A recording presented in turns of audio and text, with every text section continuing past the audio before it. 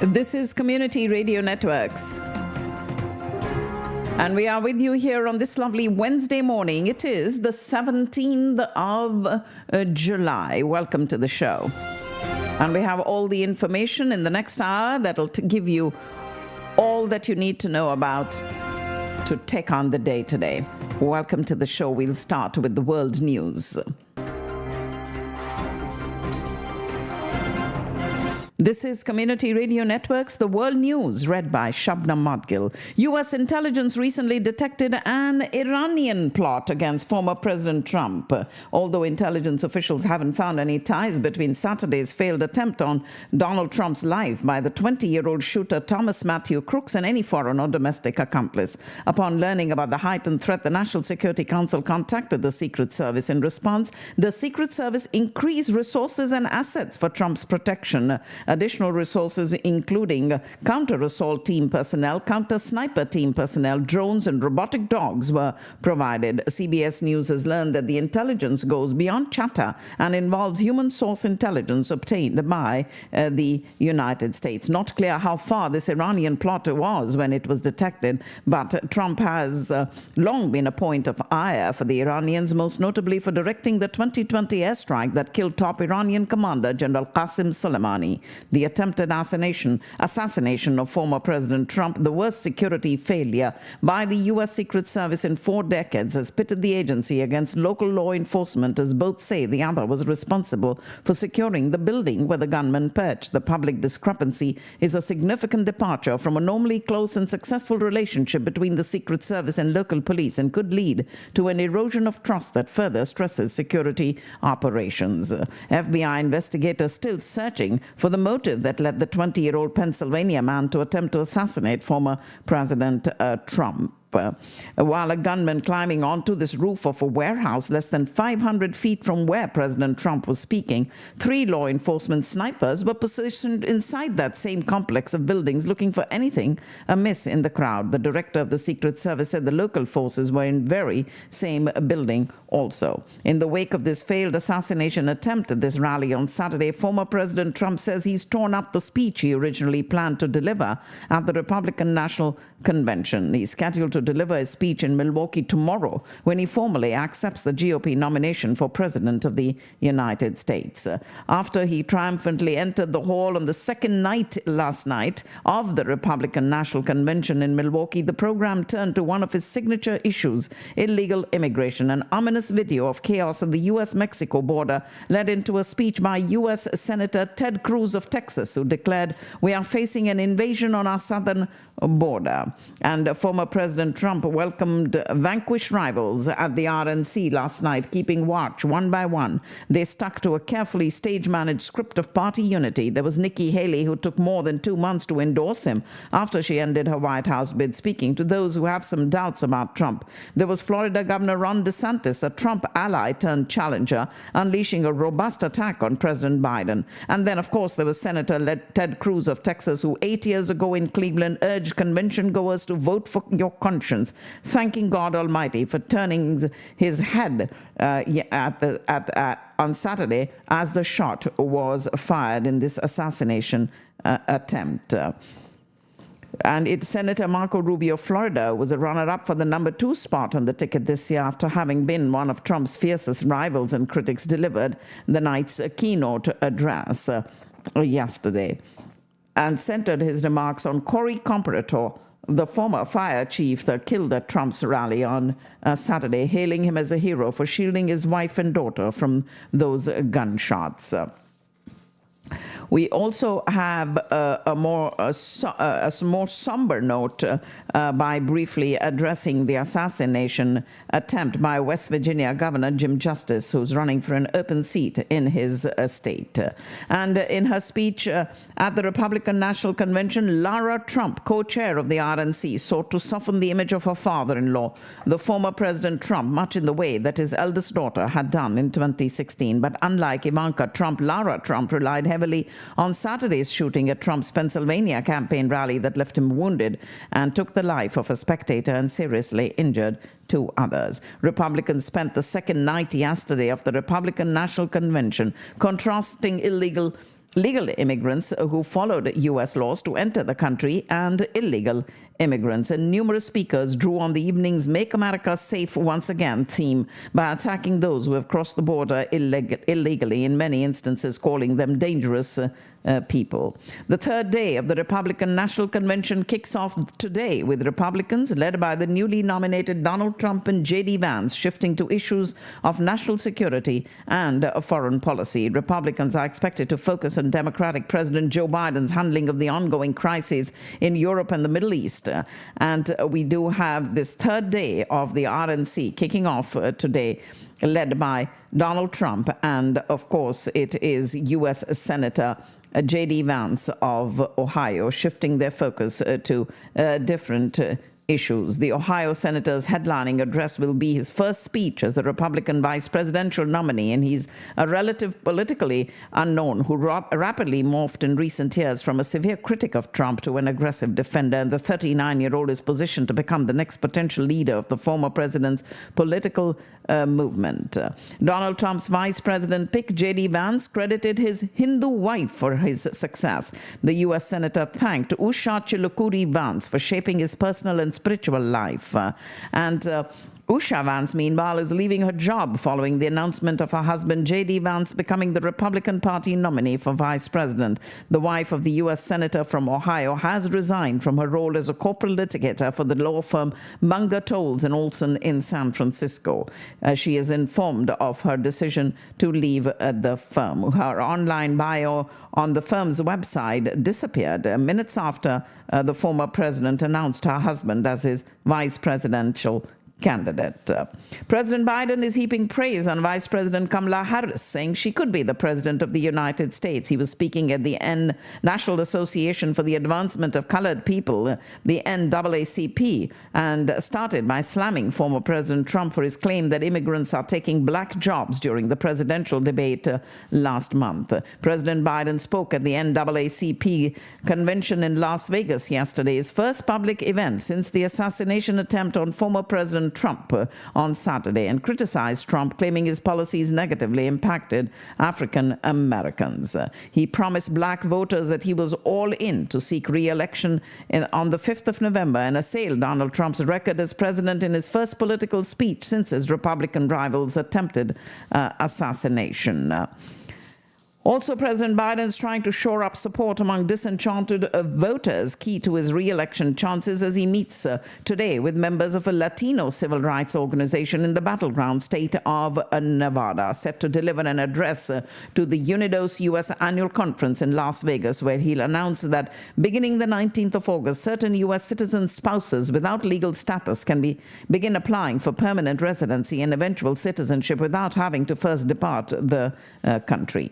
President Biden is seriously considering publicly endorsing major reforms at the Supreme Court, a move that would make him the first sitting president in generations to back seismic changes to the way the nation's highest court operates. Chief among the changes Biden is planning to publicly back are term limits for the 9 justices who currently serve lifetime appointments. The president is also said to be preparing to throw his support behind an ethics code for the court that would contain an enforcement mechanism, which was notably absent from the code that the court adopted last year. New Jersey could see its first vacancy in the Senate in nearly a decade should Senator Bob Menendez bow to pressure by fellow Democrats to resign following his conviction yesterday on bribery and foreign agent charges. New Jersey's Senator Bob Menendez convicted of bribery, fraud, and extortion in New York's Southern District Court yesterday, prompting calls for his immediate resignation. And the 3-term senator was found guilty on all 16 felony counts and could face decades in prison at his sentencing scheduled for the 29th of October. A judge has cleared the way for the demolition of a small Texas church in Sutherland Springs, where a gunman killed more than 24 worshippers in 2017 in what remains the deadliest church shooting in U.S. history. Following the shooting at the First Baptist Church in Sutherland Springs, the church turned the sanctuary where the attack took place into a memorial. Members of the First Baptist then voted to tear down the building, but church leaders have not publicly said when it would be razed. announced. Former NBA player Joe Jellybean Bryant, the father of Hall of Famer Kobe Bryant, has died. He was 69 years old. An official cause of his death was not announced. The death of Richard Simmons is under investigation, pending a cause of death from the medical examiner, according to the Los Angeles Police Department, 2 days after the fitness icon was found dead at his Los Angeles home the day after his 76th birthday. Rust armorer Hannah Gutierrez-Reed is seeking to have her involuntary manslaughter conviction overturned or to receive a new trial following the discovery violation that led to the dismissal of actor Alec Baldwin's case last week. The 27-year-old was sentenced to 18 months in prison in March over the 2021 on-set death of cinematographer Halyna Hutchins. Ingrid Andress, a four-time Grammy-nominated country singer, delivered a disappointing rendition of the national anthem at the MLB Home Run Derby, drawing criticism and comparisons to other infamous performers. The day after her anthem went viral, she apologized and admitted that she was drunk during her performance, saying she was checking herself into a rehab facility to get the help that she needs. The legal team representing Private Travis King, the U.S. soldier who ran across the border from South to North Korea last year, is in plea negotiations with military prosecutors. He was expected to face an Article 32 hearing, which is a preliminary hearing in a military court at Fort Bliss, Texas, but the hearing was delayed yesterday. Torrential rain has triggered flash floodings in parts of Toronto, Canada's financial centre, causing power outages, disrupting traffic and forcing airlines to curtail services. Toronto Hydro, the local power distribution company, said it was responding to scattered outages that it suspected were caused by flooding at a transmission station. And yesterday, more than 123,000 customers were without power. Canada's finance minister, Chrystia Freeland, has said she has confidence she can continue to perform her job effectively, even as multiple reports in Canadian media have suggested that the Prime Minister's office wants her to be removed from that portfolio. Economic woes have caused the unpopularity of Justin Trudeau's government to crater since last year, a trend that has no sign of easing. And his own unpopularity remains elevated. But Freeland, who is also the deputy prime minister, may be a convenient scapegoat to signal the government is seeking a change in the manner in which chronic problems are being dealt with. Despite renewed U.S. criticism of the high civilian toll, Israeli forces continue to bomb separate areas in Gaza, including a fuel station and a UN-run school in the Nusrat refugee camp, leaving 57 more Palestinians, including a journalist, dead yesterday. U.S. Secretary of Defense Lloyd Austin and Israeli Defense Minister discussed their shared desire for the enduring defeat of Hamas in a phone call. Commissioner General of the UNRWA has yet again called for an immediate ceasefire in Gaza, saying Israeli attacks on schools have become an almost daily occurrence. Israeli Prime Minister Benjamin Netanyahu has vowed to ramp up the pressure on Hamas as hopes fade for a U.S.-announced ceasefire plan. Israeli forces pounded areas in the central Gaza Strip, and the Saudi Council of Ministers has condemned the continuation of Israeli massacres against the Palestinian people. French President Macron has spoken with Egyptian President Abdel Fattah al-Sisi, Qatar's Sheikh Tamim bin Hamad Al Thani, and Bahrain's King Hamad bin Isa Al Khalifa to discuss the fighting between Israel and Hamas. And China has expressed willingness to facilitate reconciliation between rival Palestinian factions after Fatah said its officials would meet in Beijing with Hamas counterparts. Queen Camilla is celebrating her 77th birthday today. King Charles in Buckingham Palace led the tributes to the Queen on her special day by sharing a photo of the royal posing on a balcony during her trip to the Isle of Guernsey the day before. Rafael Nadal swept past Leo Borg, the son of tennis great Bjorn Borg, to advance to the second round of the Bastad Open as he builds towards the Paris Olympics. It was Nadal's first singles match since the 38-year-old fell in the opening round at Roland Garros on the 27th of May, and he eased to a 6-3, 6-4 win in wet conditions. Belgian Jasper Philipsen won a bunch sprint on stage 16 of the Tour de France at Nines, while his green sprint points jersey rival Biniam Germe fell in the final dash. And the mayor of the French capital, Anne Hidalgo is set to take a long-awaited dip in the Seine to demonstrate today the river is clean enough to host the outdoor swimming events at the Paris Olympics. Despite an investment of 1.4 billion euros to prevent sewage leaks into the waterway, the Seine has been causing suspense in the run-up to the opening of the Paris Games next week after repeatedly failing water quality tests. And Paris airport workers have called off a strike that would have disrupted travel just ahead of the Olympic Games after reaching a deal on bonuses, labor, and management. French President Macron accepted the Prime Minister's resignation yesterday, but kept him on as head of a caretaker government as France prepares to host the Paris Olympics at the end of the month. The Italian Health Ministry placed 12 cities under the most severe heat warning as a wave of hot air from Africa baked southern Europe and the Balkans and sent temperatures over 40 degrees Celsius. Croatia reported the highest ever temperature of the Adriatic Sea, with the thermometer reaching nearly 30 degrees Celsius.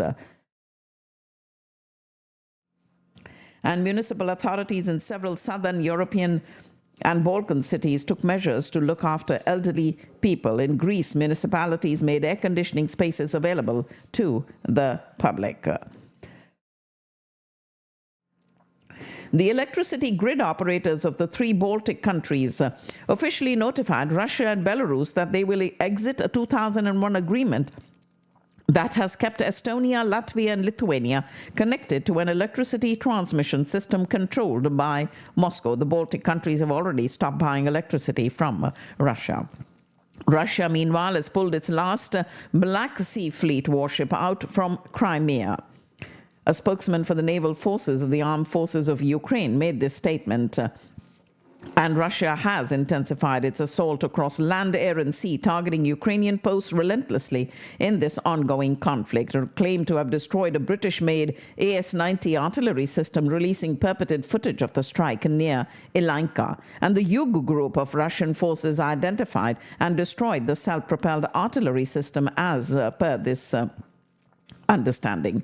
Anti-government protesters in Kenya have returned to the streets, stepping up demands for President William Ruto to resign despite his recent concessions. We have former South African President Jacob Zuma expected to face a disciplinary hearing with the African National Congress Party today after campaigning against the organization he once led as head of a new political party in national elections in May. The hearing could lead to the 82-year-old Zuma being expelled from the ANC, which he joined in the late 1950s when it was a liberation movement fighting against the apartheid system of white minority rule. Ladies and gentlemen, you're listening to the World News on Community Radio Networks. And in North Korea, watching your favorite Korean drama could end in tragedy. According to a report by South Korean broadcasters, around 30 middle schoolers were publicly shot last week for watching South Korean dramas, and the shows were reportedly stored on USBs that were floated over the border by North Korean defectors. The bodies of 6 people found in a luxury hotel in downtown Bangkok, and their deaths may have been caused by poisoning. Bangkok's police chief identified the dead as 2 Vietnamese Americans and 4 Vietnamese nationals and said that there were 3 males and 3 females. The 6 people, including 2 U.S. citizens, found dead in this luxury hotel room in central Bangkok, likely drank from tea and coffee cups laced with cyanide following a dispute linked to bad investments. Bangladesh has ordered schools across the country to close indefinitely after 6 students were killed as protests over quotas for coveted government jobs turned into deadly clashes, prompting the mobilization of paramilitaries to keep order. Every high school, Islamic seminary, and vocational education institute in the country told to remain shut until further notice following escalating demonstrations against civil service hiring policies. We do have also Assam's Chief Minister Himant Biswa Sarma saying that the changing demography is a big issue for him in the state, adding that the Muslim population in Assam now stands 40% and has reached that, and many districts have been lost in this political issue for him. Without mentioning any community, he said that the criminal activities by a section of people from a particular religion were a matter of concern. And last month, he had claimed that Bangladeshi minority community members voted for Congress in the Lok Sabha elections without considering the development work done by the BJP-led government in the state as well as the center. And also added that the Bangladeshi origin minority community is the only one in Assam which indulges in communalism. India successfully concluded its fourth periodic review by the UN Human Rights Committee under the International Covenant on Civil and Political Rights in Geneva yesterday. Comprising 18 independent experts, monitors the implementation of the review reports of all countries by conducting periodic reviews and making observations and recommendations. And the Indian delegation, jointly led by Attorney General Venkataramani and Solicitor General Tushar Mehta, included Secretary Pawan Kapoor and senior officials from the Ministries of Women and Child Development, Social Justice and Empowerment, Electronics and Information Technology, Minority Affairs, External Affairs, Tribal Affairs, as well as Home Affairs. After a poor performance in the Lok Sabha elections in Maharashtra, the Ajit Pawar-led National Congress Party is facing political challenges, with 4 leaders exiting the party. And Congress leader and leader of the opposition in the Lok Sabha, Rahul Gandhi, has received a ringing endorsement from Nobel laureate Amartya Sen, who described him as a man who has significantly gained in maturity. Amartya Sen won the Nobel Prize in Economics in 1998 and added that Rahul Gandhi's true test lies in how he leads the opposition in parliament during the current regime of Narendra Modi-led NDA government. The Delhi High Court today reserved its judgment in the plea filed by jailed Delhi Chief Minister Arvind Kejriwal, challenging his arrest and remand by the Central Bureau of Investigation in the excise policy case. Special public prosecutor appearing for CBI argued that Kejriwal cannot use the apex court's interim granted to him for 21 days for his advantage, as it was only for the purpose of the Lok Sabha elections. The Indian Meteorological Department issuing a red alert for multiple districts of Kerala due to the heavy rainfall, with authorities directing the closure of educational institutions today. The district administrations of 8 districts have ordered the closure of schools and colleges in their respective areas amid this red alert in Kerala. Meanwhile, there is also an issue of a rainfall alert for Odisha as heavy rains continue in the state till the 20th of this month. Yesterday, heavy rain wreaked havoc in parts of Karnataka as traffic was disrupted after parts of the road were washed away by mudslides. Amid the spike in terror attacks in the Jammu region, security forces have identified 48 locations across 6 districts for multi-force deployment of army, and also the Jammu and Kashmir Police Special Operations Group, as well as paramilitary force personnel. And the move is aimed at not only preempting terror strikes, but also dominating vantage points and cleansing forests of terrorists. The National Conference leader Omar Abdullah today said that the Doda incident was not the first, but one of many instances of Jammu being under attack in the past year. The former chief minister of erstwhile state of Jammu and Kashmir questioned the center over alleged inaction in the spike in terrorist activity in the region. Shiite Muslims in Iran and elsewhere commemorated Ashura, a remembrance of the 7th century martyrdom of the Prophet Muhammad's grandson Hussein that gave birth to their faith. Over 1,340 years after his death, Tehran and other cities across Iran were adorned with symbols of piety and repentance, and red flags representing his blood, black funeral tents, and clothes indicating mourning, and the processions of chest-beating and self-flagellation. Men expressed fervor, and some sprayed water over the mourners in this intense heat. 6 million Iranian pilgrims traveled to the Iraqi city of Karbala, where he is entombed in a gold-domed shrine. And in the Omani capital of Muscat, a shooting at a Shiite mosque killed 5 people and wounded dozens, and Shiites representing over 10% of the world's 1.8 billion Muslims and view Hussein as the rightful successor to Prophet Muhammad. His death in the battle at the hands of the Sunnis at Karbala, south of Baghdad, ingrained a deep rift in Islam and continues to this day to play a key role in shaping Shiite identity. Mourners also took out processions in Pakistan today to observe Yom-e-Ashura amid heightened security arrangements. Observed every year on Muharram 10 with solemnity to pay homage to Imam Hussein, the grandson of Holy Prophet Muhammad, and other martyrs of Karbala. It is President Asif Ali Zardari who said the martyrs of Karbala had given a lesson to the Muslim Ummah to remain steadfast in the face of all kinds of brutalities and raise their voice against all evils, and appeal to the nation to stand for forbearance, hard work, and justice, besides realizing the requirements of the poor as well as the needy. Over 100 migrants, including several from Pakistan, are now facing the prospect of being in the UK illegally after the care agency that sponsored their visas, Renaissance personnel, was stripped of its ability to endorse visas by the Home Office in London. Renaissance personnel, which operates in Brighton, London, and Buckinghamshire, has come under scrutiny for allegedly recruiting more foreign workers than it had work for. While the agency claims it followed proper procedures and blamed the situation on variable work hours in the care industry, the Home Office's revocation of their license suggests otherwise. A day after it came out all guns blazing against the PTI, the PMLN leadership modified its stance on the federal government's announcement that it was looking to ban the PTI, with a senior member of the Nawaz camp clarifying that no final decision has been made on that matter. The Pakistan People's Party, a key ally of the ruling coalition, has distanced itself from the statements issued by some party stalwarts opposing the government move to ban the opposition PTI as a political party, terming it their personal opinion. Ladies and gentlemen, that's all I have in the world news for the moment, and we do have your financial news, and I'll get it to you in a separate segment in just a minute.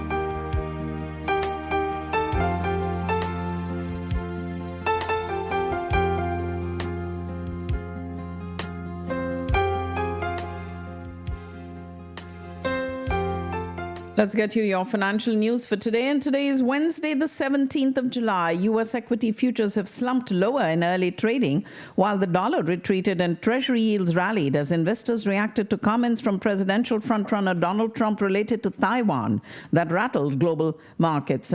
Stocks scaled another set of fresh record highs yesterday, with the Dow surging more than 740 points as markets extended their recent rally on the back of bets that a second Trump administration would be beneficial for U.S. companies and economic data suggesting that the Federal Reserve will begin cutting rates as early as September. U.S. stocks poised for a steep retreat from record highs today as techs came under dual pressure from worries about U.S. export curbs on China and Donald Trump's stance on Taiwan. Futures on the tech-heavy Nasdaq 100 led declines, down 1.4%, while S&P futures sank 1%.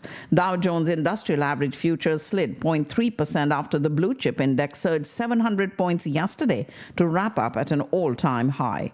U.S. mortgage rates fell last week to their lowest level since early March, a reprieve for potential home buyers and an industry seeking a much-needed demand tailwind. The contract rate on a 30-year fixed mortgage dropped 13 basis points to 6.87% in the week that ended the 12th of July, and the rate on the 15-year mortgage has declined to 6.49%. As home sizes shrink, hallways are on the chopping block. That's a new report out which looks at how the architecture of new housing stock in the U.S. is expected to shift in the coming years. Based on the types of home architects said they are designing, consumers can expect homes to continue to get smaller and their layouts more compact.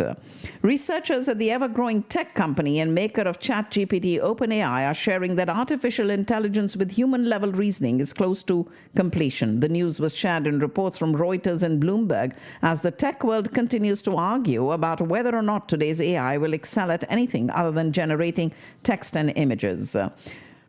The company hit an all-time high as Morgan Stanley named Apple a top pick. It raised its price target on an expected mega upgrade cycle driven by Apple's coming AI platform. And billionaire Elon Musk says he's moving the headquarters of SpaceX and social media company X to Texas from California. He posted that he plans to move SpaceX from Hawthorne, California to the company's rocket launch site dubbed Starbase in Texas, and X will move to Austin from San Francisco. He called a new law that was signed by California Governor Gavin Newsom that bars school districts from requiring staff to notify parents of their child's gender identification change the final straw, and said he's moving the headquarters of two more of his companies to Texas from California. More fervently backing and apparently bankrolling a Republican presidential ticket made up of two candidates deeply skeptical of government subsidies that helped his company and the electric vehicle industry. Senator J.D. Vance, Trump's new running mate, notably has a stance on this issue to the right of even many Republicans. And Elon Musk's response, both yesterday and in recent months, has been to wave away any concerns. Lucid claims it's achieved a landmark 5 miles per kilowatt-hour efficiency with its 2025 Air Pure electric sedan, making it one of the most energy-efficient vehicles ever produced. When it starts deliveries, Lucid said it will have a record 146 mpge and an EPA estimated range of 420 miles. Air Pure is Lucid's most affordable model, starting at $69,900, and for the new model year, the battery slightly reduced in size from 88 to 84 kilowatt hertz, and it also includes the new energy-saving and cold weather fighting heat pump technology that was first included with the company's $249,000 Sapphire model and later added to the Touring and Grand Touring models also. Amazon.com's marketing portal for merchants crashed last night, and that fouling up one of the online retailer's biggest sales of the year. The advertising portal is a self-service system where merchants and brands can adjust their ad budgets and bid on keywords so their products appear in response to consumer queries. Without that online interface, brands are flying blind with their ad spending on Amazon. And this year's Prime Day sale, a 2-day discounting spree, got off to a fast start yesterday, with sales up almost 12% in the first 7 hours compared with the same period last year. Johnson & Johnson beat estimates for second quarter profit and revenue today, driven by strong sales of its drugs, including cancer treatment Darzalex and blockbuster psoriasis drug Stelara. Revenue of $22.4 billion surpassed the consensus estimate of $22.3 billion. And we do have Charles Schwab Corporation shares suffering their biggest intraday drop since the depths of last year's regional bank crisis, after the investing giant warned it will have to shrink itself in order to protect profits. Netflix is set to report its second quarter earnings after the market close tomorrow, as Bank of America and Morgan Stanley, among other firms, have raised their price targets on this streamer. Interest in J.D. Vance's Hillbilly Elegy is soaring after the author and senator was selected to be the former President Trump's vice presidential nominee. The 2016 memoir from Vance became the #1 and #2 best-selling books on Amazon yesterday, representing both the paperback and the hardcover editions of the book. Making the rise more notable, yesterday was also Amazon's Prime Day, which it characterizes as one of the biggest shopping days of the year. And the 2020 film adaptation, which was directed by Ron Howard and starring Amy Adams and Glenn Close, is also surging on Netflix. Nearly 35 years after the Mirage Hotel and Casino opened in Las Vegas, it's set to begin transformation today into a new life as Hard Rock Hotel and Casino and the Guitar Hotel Las Vegas. For its last day of operations, the Mirage, the hotel, was finishing up a promotion created to dole out $1.6 million in cash prizes to casino goers, and the Mirage Progressive Hot Seat Cash Drawings promotion began on the 9th of this month. Blood centers across the country are in dire need of donors and donations, as reports show that blood donations have dropped by 20% throughout the summer. Right now, the American Red Cross is asking for donors to step up as donations have continued to slow since spring, resulting in shortages across the country. A 161-million-year-old Stegosaurus fossil, dubbed Apex, and the largest of its kind to be found, will be auctioned by Sotheby's in New York today as part of its Geek Week series. Apex is expected to fetch between $4 and $6 million. The nearly complete fossil, measuring 11 feet tall and 27 feet long, is twice the size of Sophie, previously the most intact Stegosaurus uncovered and currently on display in London's Natural History Museum. After a series of storms in late May and early June caused damage across the DFW area, and FEMA approved disaster aid for individuals and businesses, now the Biden administration has approved Dallas County's request for public assistance. Cities and other government agencies will be able to receive federal help to pay for repairs to buildings, roads, and other public facilities that were damaged by the storm, and the county has had to report at least $12 million worth of damage to public structures to qualify for this federal aid program. It's been around for more than a century, and finally the Michelin Guide is getting around to checking out the restaurant scene in Texas. Announced yesterday that it's coming out with a Michelin Guide that spotlights restaurants in the major cities of Texas, and this could be a huge get for the restaurant business in Dallas-Fort Worth and all of Texas. The timing is perfect, as in the reservation mode for the Dallas Restaurant Week this week, and you can see some of those possible Michelin star restaurants for incredible prices, and also get to help the North Texas Food Bank as well as Lena Pope. The iconic Pan Am, which is well known for its opulent transatlantic flights, will make a comeback next year with a voyage aboard a private jet established in 1927 and then shutting down in 1991. The airline offers an opulent 12-day trip from New York in an attempt to bring back the golden age of travel.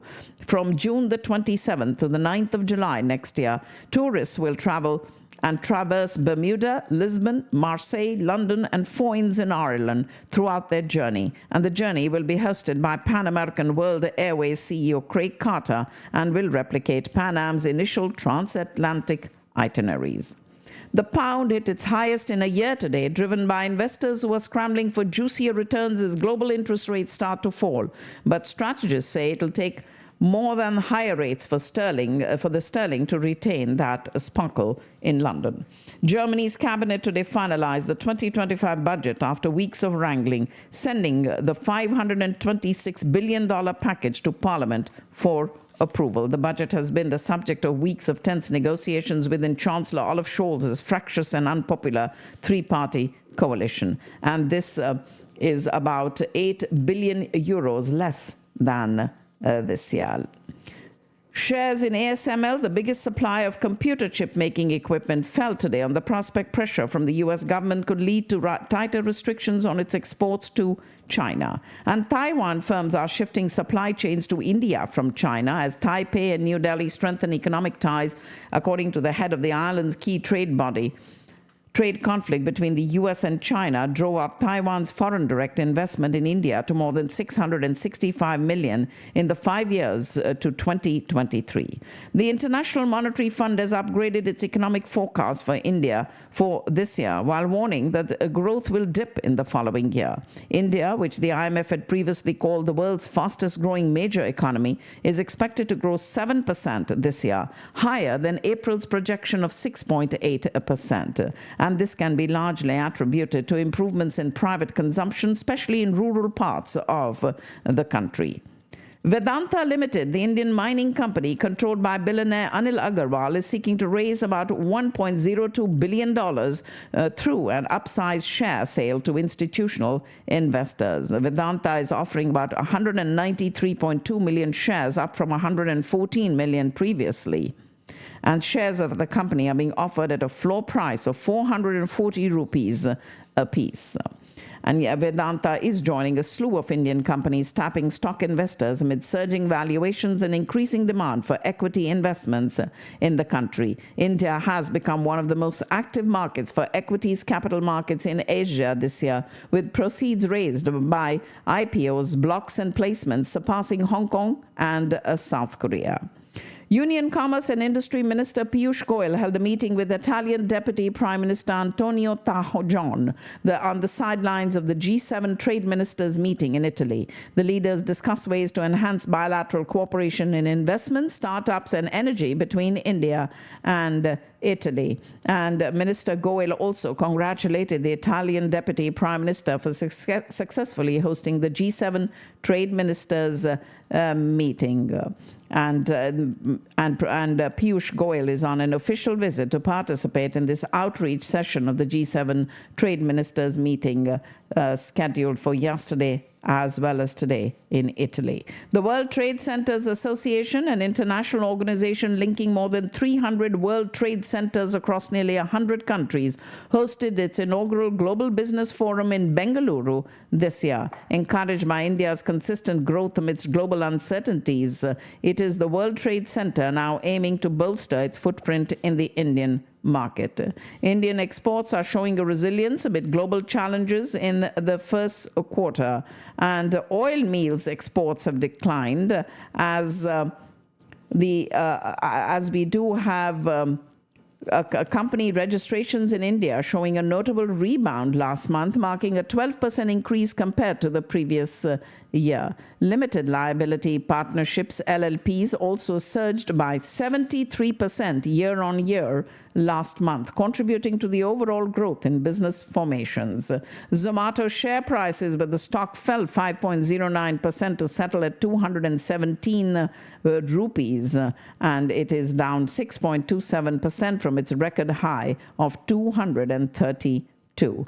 The upcoming union budget must prioritize long-term growth strategies, addressing structural issues for India to emerge as a developed economy by the year 2047. Focus areas include rural health enhancement, sustained infrastructure investment, as well as job creation.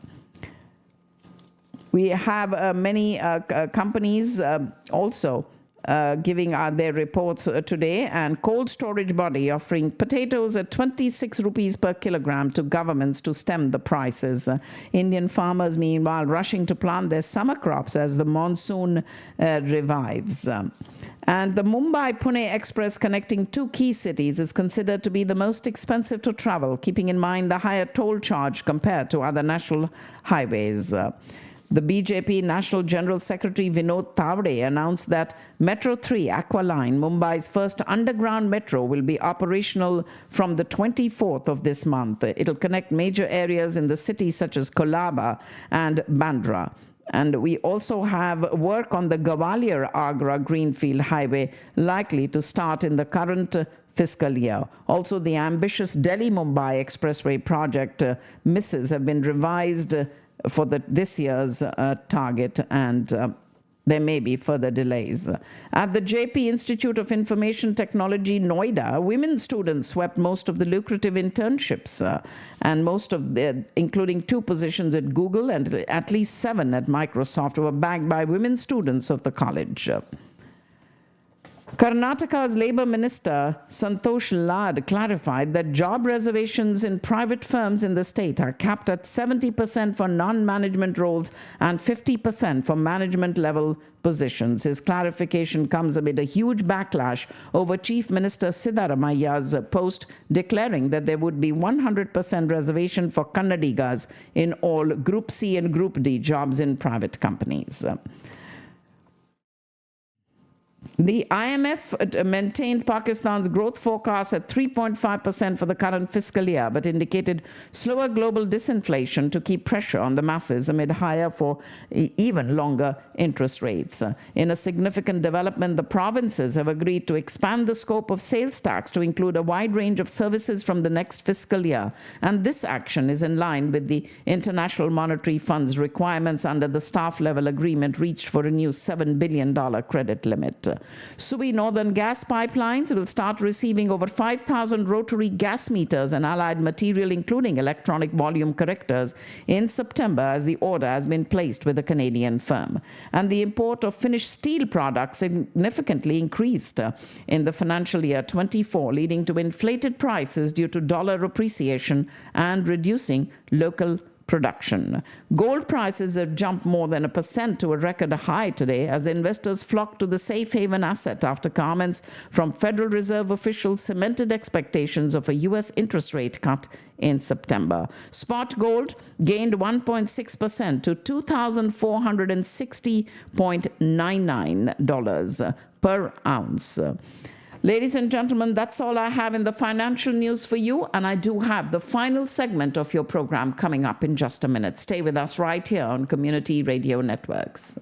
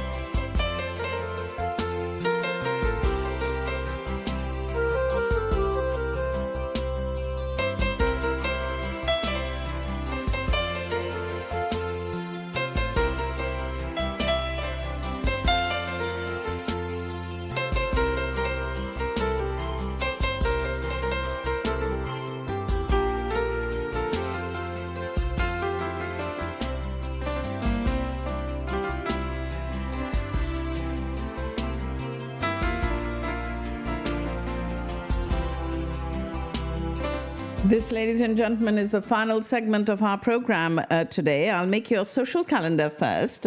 I do have stories from the annals of history that happened on the 17th of July, and I'll get those to you. But your social calendar, as it stands on today's date, has been brought to you. As a matter of fact, the entire program is brought to you right here on Community Radio Networks with support from Discount Power, Houston EB5, the Ahluwalia Law Offices, the Wyndham Hotel in Irving, Digital X-Force, Kinzer Law, Michaelachi, Ruchi Palace by Michaelachi, Sri Vimal, Vimal's Venue, Eggholic, Mystic Mandala, and Flash Brush Productions. We'd like to thank them for their support of Community Radio Networks. As Raring to Roar, the cricket tournament continues with the Texas Super Kings, and they are right now in Dallas, and the matches are being played at the Grand Prairie Stadium in cricket. Today is the 17th, but the next match is on the 19th, the day after tomorrow. That'll be on Friday. We do have the Carom Grand Masters tournament happening on Friday, Saturday, and Sunday. Singles and doubles, a grand 3-day event with a Bollywood banquet night, global participation, as well as cash prizes and a live broadcast. And that is the Carom Grand Masters at the Holiday Inn on Central Expressway in Richardson. CNY Desi, the Entertainment Factory, is presenting Atif Aslam live in concert in Austin. This is the only concert in Texas. It's going to be in Austin this Sunday, the 21st at 7 o'clock at the Long Center in Austin. The Sri Shirdi Sai Baba Temple of DFW on Plano Parkway is inviting you all for their Guru Purnima celebrations. They'll start on Saturday night, but all day Sunday is the main day. And the first Aarti will take place at 7 in the morning, and the last one will be at 9:30 at night. So all day, inviting you to visit the Sri Shirdi Sai Baba Temple in Plano. It's right there on Plano Parkway. The Wish Win Spellathon has been announced, and the preliminaries for the juniors are on the 26th and 27th, and the preliminaries for the seniors on the 28th and the 29th. Shahnaz Gill will be in town on the 27th of this month at the Grandian Event Center on Parkwood Boulevard in Frisco. And the Al Noor International 5th Cruise Mushaira is happening on Saturday, the 27th. We have the Indian Cultural Heritage Foundation proudly presenting a spectacular dance musical called Krishna, Fire to Frost, by a dynamic dancing duo, Nirupama and Rajendra, and a troupe of 21 artists. Now, this is going to be on the 3rd of August at 5 o'clock at the Moody Performance Hall, and tickets are available at Ticket DFW. This is Abhinav Dance Company's Krishna, Fire to Frost, a spectacular dance musical on the enigmatic personality from the Mahabharata, Draupadi. And we encourage all of you to attend this. It also will have some local dancers trained intensely at summer school performing 2 unique choreographics of Nirupama and Rajendra. All this happening on the 3rd of August. On the 8th of August, the 2024 North Texas Job Fair, hosted by our U.S. Congresswoman Beth Van Dyne in partnership with the U.S. India Chamber of Commerce, is happening at the Texas Rangers Stadium. And there is Madhuri Dixit coming into town on the 9th of August. And on the 10th of August, an old songs program reminiscing the songs of Kishore Kumar, Lata Mangeshkar, and Muhammad Rafi at the Grand Center in Plano. On the 18th of August, the Pakistan Society of North Texas bringing you their Qaid Mela in celebration of Pakistan's Independence Day, and inviting the entire community for a live performance by Farhan Sayyed and Sabah Qamar, happening at the Frisco Flyers Event Center on Sunday, the 18th of August. At the Dallas Museum of Art, Imagine Your Journey. Coinciding with the 70th anniversary of Frida Kahlo's death, the Dallas Museum of Art presents Frida, Beyond the Myth, composed of over 60 works across media, paintings, drawings, prints, and photographs. The exhibition exploring the life of one of the 20th century's most well-documented artists, one who continues to elude our understanding of her as an individual. It is Frida, Beyond the Myth, starting at the Dallas Museum of Art on the 18th of August and continuing till November. Wellness and Workplace Conference will be happening on the 22nd of August by the U.S.-India Chamber of Commerce. And we also do have the biggest event of our community coming up on the 31st of August. The India Association of North Texas invites you to the 47th Anand Bazaar, celebrating 77 years of India's independence. The Frisco Rough Riders is the venue one more time, and it is going to be on Saturday the 31st. For those of you who'd like to sponsor this event and or would like booths there or in any way would like to be a part of this event, please go on to the India Association's website, iant.org. Join the Brahma Kumaris of Dallas in welcoming Sister Shivani, a globally renowned spiritual teacher and motivational speaker. She guides us with ancient wisdom to bring hope and clarity in times of confusion and chaos. Sunday, the 8th of September, from 2 to 4 in the afternoon at the Credit Union of Texas Event Center in Allen. Season 2 of Mughal-e-Azam, the Broadway-style musical, is coming to Dallas on the 13th, 14th, and 15th of September at the Dallas Music Hall. And Flashbrush Productions brings you a bridal expo. This, ladies and gentlemen, is a wedding expo happening on the 14th of September, an all-day event from 10 to 7 at the Frisco Hall. For those of you who'd like to be a part of it, please call Priya. Her number is 972-963-0954. North Texas Giving Day this year is falling on the 19th of September, and the Dallas Festival of Lights, the Grand Diwali Mela, on the 13th of October by Mystic Mandala, and it's going to be at the South Fork Ranch. That's what your social calendar looks like on this 17th day of July. And now let's quickly get you some stories from the annals of history that happened on today's date way back in 1917.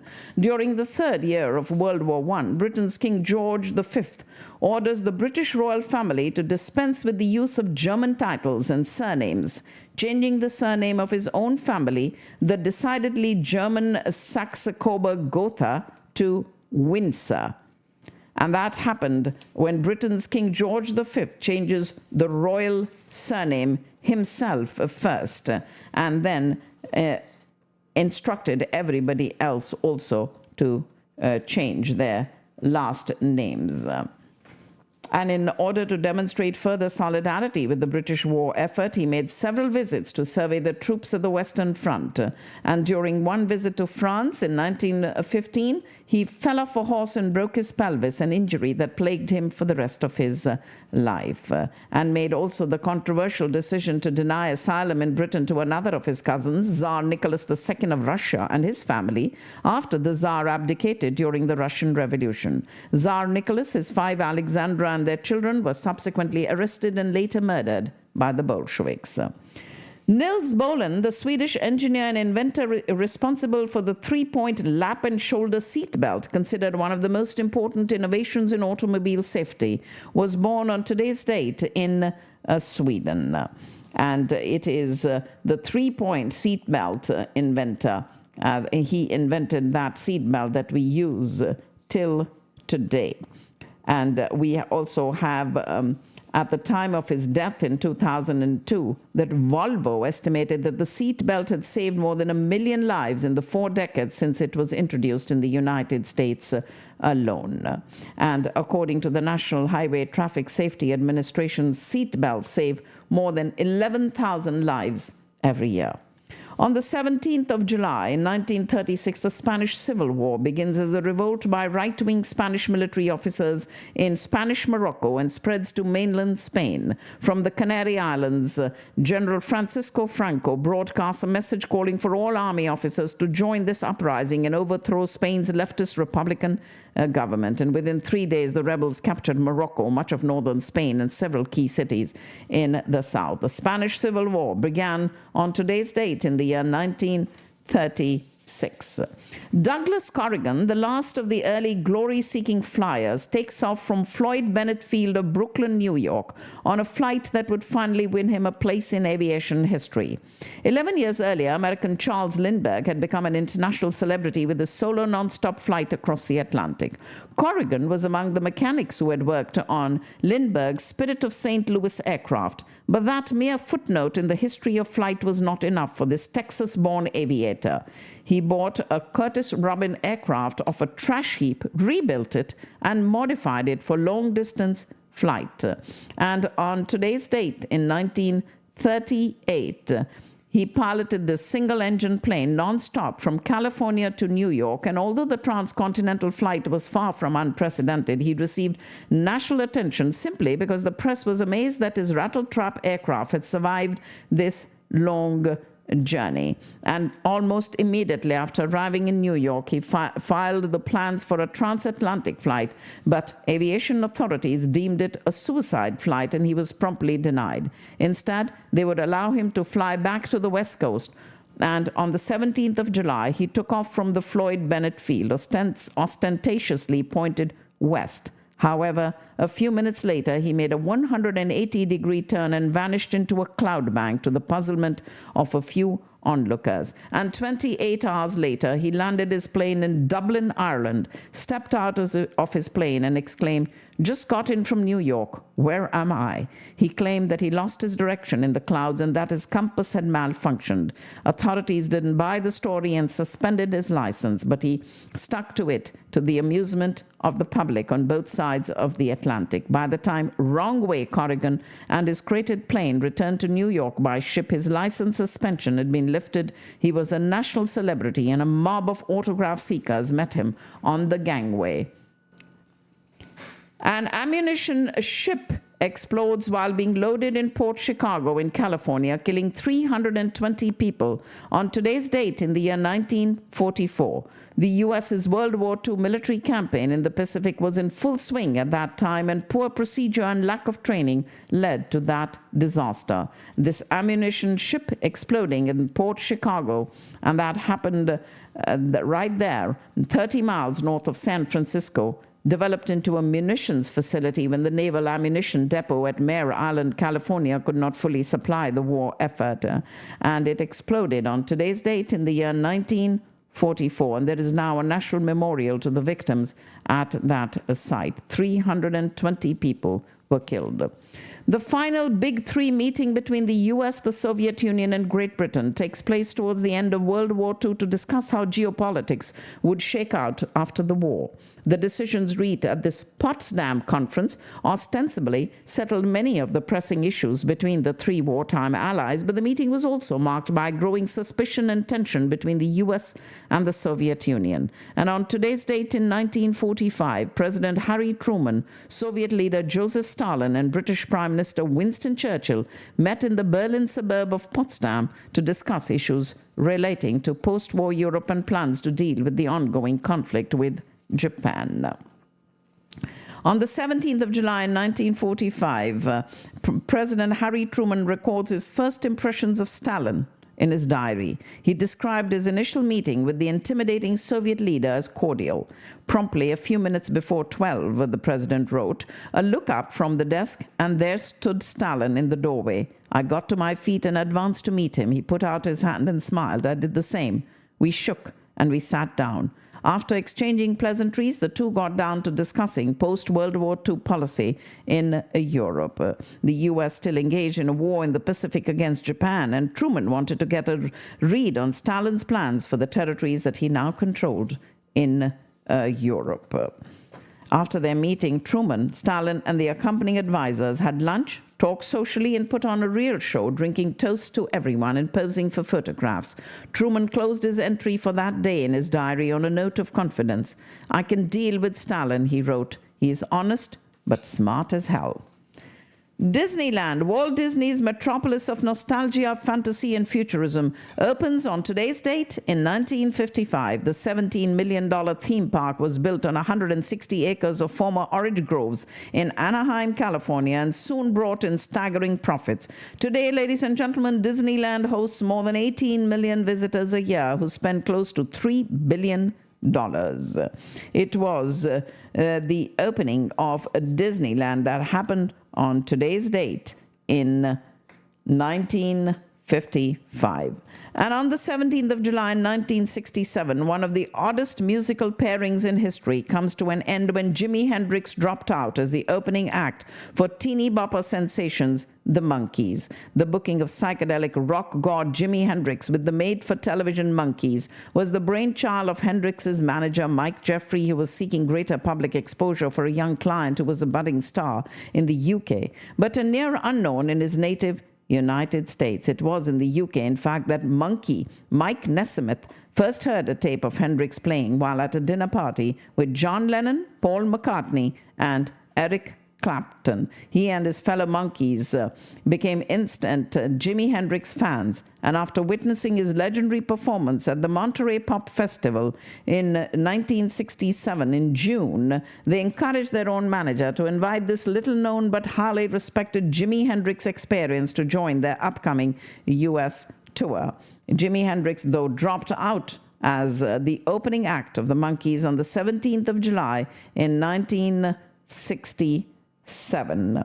Managed to get through a total of only 7 dates with the Monkees, culminating in his final show on today's date, which may or may not have ended with Hendrix saluting the crowd. And there was no truth to the widely circulated rumor that he'd been kicked off of the tour after protests by the Daughters of American Revolution that his show was too erotic. As part of a mission aimed at developing space rescue capability, the U.S. spacecraft Apollo 18 and the Soviet spacecraft Soyuz 19 rendezvous and dock in space. As the hatch was opened between the two vessels, commanders Thomas Stafford and Alexei Leonov shook hands and exchanged gifts in celebration of the first such meeting between the two Cold War adversaries in space. And back on Earth, UN Secretary General Kurt Waldheim congratulated the two superpowers for the Apollo-Soyuz test project and praised their unprecedented spirit of cooperation and peace in planning and executing that mission. During the 44-hour Apollo-Soyuz embrace, the astronauts and cosmonauts conducted experiments, shared meals, and held a joint news conference. Apollo-Soyuz, which came almost 3 years after the sixth and last U.S. lunar landing, was the final Apollo program mission conducted by NASA. Fitting that the Apollo program, which first visited the moon under the banner of "We came in peace for all mankind," should end on a note of peace and international cooperation. On the 17th of July 1984, Reverend Jesse Jackson delivers his famous Rainbow Coalition speech in San Francisco at the Democratic National Convention, which presents the upcoming election as the stark choice between a future of justice for all or advantages for some under another term for President Ronald Reagan. He's the first African American to stand at the podium of a major party convention as a presidential candidate, and that was the Reverend Jesse Jackson delivering his famous Rainbow Coalition speech on today's date in the year 1984. Shortly after takeoff from New York's Kennedy International Airport, it was a TWA Boeing 747 jetliner bound for Paris that explodes over the Atlantic Ocean, killing all 230 people aboard. And that was Flight 800, had just received clearance to initiate a climb to cruise altitude when it exploded without warning. Because the plane was loaded with fuel for the long transatlantic journey, it vaporized within moments, creating a fireball seen almost all along the coastline of Long Island. And this tragedy came 2 days before the opening of the Summer Olympics Games in Atlanta, Georgia, and many suspected terrorism. Suspicions of foul play seemed to be confirmed when a number of eyewitnesses reported that they had seen what appeared to be a missile shoot up towards the airline an instant before the explosion. The U.S. Navy and the FBI, in conjunction with the National Transportation Safety Board, launched an extensive investigation of this incident, collected the scattered wreckage of the aircraft out of the Atlantic, and reconstructing the plane is a closely guarded hangar. And despite continuing eyewitness reports, authorities did not come forward with any evidence of a missile or a bomb, and the investigation stretched on. When it was revealed that several U.S. Navy vessels were training in the Long Island area on the night of that blast, some began to suspect that Flight 800 had been accidentally downed by a Navy test missile. U.S. authorities ruled out the possibility of an errant missile strike by the Navy, but a number of conspiracists, including former White House Press Secretary Pierre Salinger, supported this theory, and the much criticized Flight 800 investigation ended in late 1998, with investigators concluding that the explosion resulted from mechanical failure, not from a bomb or a missile. TWA Flight 800 that exploded in midair on today's date in 1996. And on the 17th of July in 2014, halfway through a flight from Amsterdam to Malaysia, a passenger plane was shot down in eastern Ukraine near the war-torn border with Russia, and all 298 people on board, most of whom were citizens of the Netherlands, died in that explosion. This was the second Malaysian air flight to disappear in 2014, after Flight 370 had crashed over the Indian Ocean earlier that year on the 8th of March. The plane took off from Amsterdam, expected to fly over the Ukraine-Russian border, which, due to a war between Ukrainian fighters and pro-Russian separatists, had instituted a minimum altitude restriction just 3 days earlier to keep planes from being caught in any potential crossfire. The plane made contact and flew into country lines in accordance with the restrictions, but disappeared a few hours later 30 miles from the border. No distress signal was received. And even though questions arose about the flight path, whether it was safe, it turned out the path had been approved by the International Civil Aviation Organization and by the countries that control the airspace through which the plane was set to travel. Wasn't clear in the beginning, suspected the plane had been shot down by ill-trained Russian separatists. 4 days later, after investigators were finally able to get their hands on the plane's black box, these suspicions were confirmed. The explosion had definitely not come from within. The recorder revealed that as the plane approached the border, a high-energy object exploded a yard from the cockpit, breaking it completely off from the rest of the plane. The pilots were killed instantly. The rest of the plane flew for more than 5 miles before finally breaking apart, and the debris scattered over more than 20 square miles of field. It was the Malaysian Airlines Flight 17 shot down over Russian-controlled area of Ukraine on today's date, 10 years ago in 2014. For its part, the Russian government has repeatedly denied the accusations, claiming that the missile more than likely belongs to the Ukrainian armed forces. And then on the 17th of July 2014, itself, that same date, it was the 2 New York Police Department officers who confront Eric Garner, a 43-year-old African-American father of 6, for illegally selling cigarettes. Garner dies after losing consciousness as a police officer locks him in an illegal chokehold. And within hours, a video of the incident begins to spark outrage across the country. He was known as a neighborhood peacemaker in his Staten Island community and was also well known to the police for selling cigarettes near the ferry terminal on Staten Island. And it was the following year when New York State repealed its ban on publicizing police disciplinary records, revealed that Pantaleo had been investigated for misconduct 7 times in the 5 years before Eric Garner's death. And that was Officer Daniel Pantaleo and Justin D'Amico, who were called to the scene because of a fight that Garner reportedly broke up, exchanged words with him about his cigarettes before he reached out around Garner's neck and put him in a chokehold, despite such a maneuver being against the New York Police Department's rules. And in one of the last stories that I have for you, on the 17th of July in 2020, just 4 years ago, in the midst of a pandemic and a time of unparalleled racial tensions in the United States, the nation loses one of the last towering figures of the civil rights movement, John Lewis, the former chairman of the Student Nonviolent Coordinating Committee and a chief organizer of the 1963 March on Washington for Jobs and Freedom, and a 17-term congressman from Georgia's 5th District, who dies at the age of 80. and it was as news broke of his death from pancreatic cancer. Tributes to him poured in from all across the country, with many celebrating his lifetime of activism and his support of the protests against police violence, which largely defined the summer of that year, 2020. His casket traveled from Troy, Alabama, where his rejection from the local college prompted his first correspondence with King, that was Martin Luther King, across the Edmund Pettus Bridge, and then to Washington, where it lay in state in the U.S. Capitol.